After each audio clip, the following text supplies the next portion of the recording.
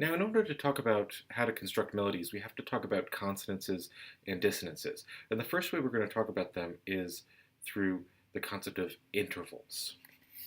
Now, a consonance is when a sound feels stable, and a dissonance is when a sound feels unstable. And there's going to be two ways to think about whether a melody's note, a particular note, is consonant or dissonant in its context.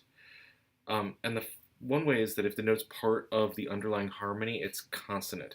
And we're going to talk about this in the next video. But also, certain intervals tend to be more stable than others. And this is the concept we're going to talk about in this video.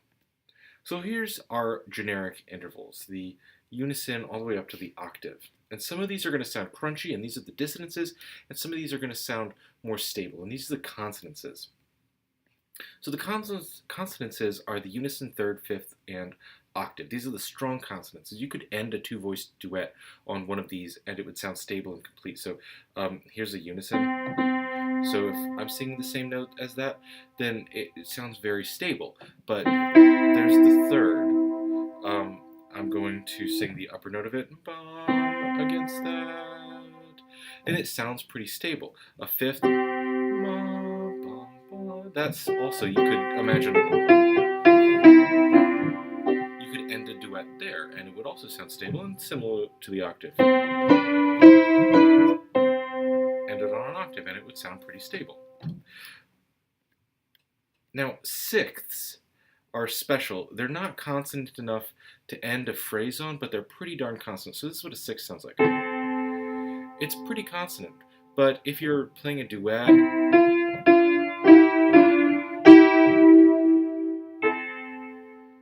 it doesn't sound like it's an ending. You want it to go down to there or something like that. But they're pretty consonant. So they're nice moments of like intermediate respite within a phrase. Now, dissonances are the second and the seventh. Those are the main dissonances. If you sing these in a two-voice duet, you're going to need to move on to another consonants, or you'll feel unresolved. So here's a second. You want it to resolve, something like that. And the seventh is the same thing. You hear that and you want it to go, something like that. The fourth is somewhat special. In certain circumstances, it can feel like a dissonance, and others it can feel like a consonance. But usually, when you've only got two voices, especially, it sounds like a dissonance. This is a fourth. And your fourth wants to go, like to resolve to a third or something like that. Or even to resolve up to a fifth. Now, an easy rule of thumb is that dissonances and consonances are directly connected to their triad membership. This is another reason that the concept of triads are really important. If two notes are in the same root position triad, they are consonant. If two notes are in the same first inversion triad, they're like kind of consonant. If two notes are not in a triad, they're dissonant. And then if two notes are in the same second inversion triad, they're kind of dissonant. So here's your all your intervals, and I've coded them so that the C major triad is in red. So C, E, G gives you a C major triad. Note that the most dissonant intervals, the second and seventh, have one part of the triad shown in red there, and then the other one is not.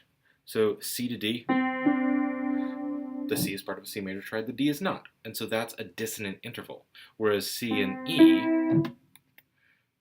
are both in a C major triad, and so they are both red and they sound consonant.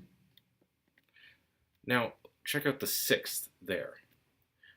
The kind of consonant sixth is heard as part of a first inversion triad. You hear the sixth, and you sort of hear it as part of a first inversion triad. And I've added this extra note in the E in parentheses.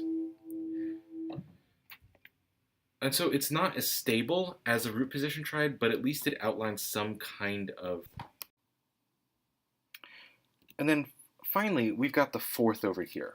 The dissonant fourth is going to be heard as a second inversion triad. Your ear's probably going to impose that A underneath that. And so this is shown in purple here. You end up with an F major triad in second inversion.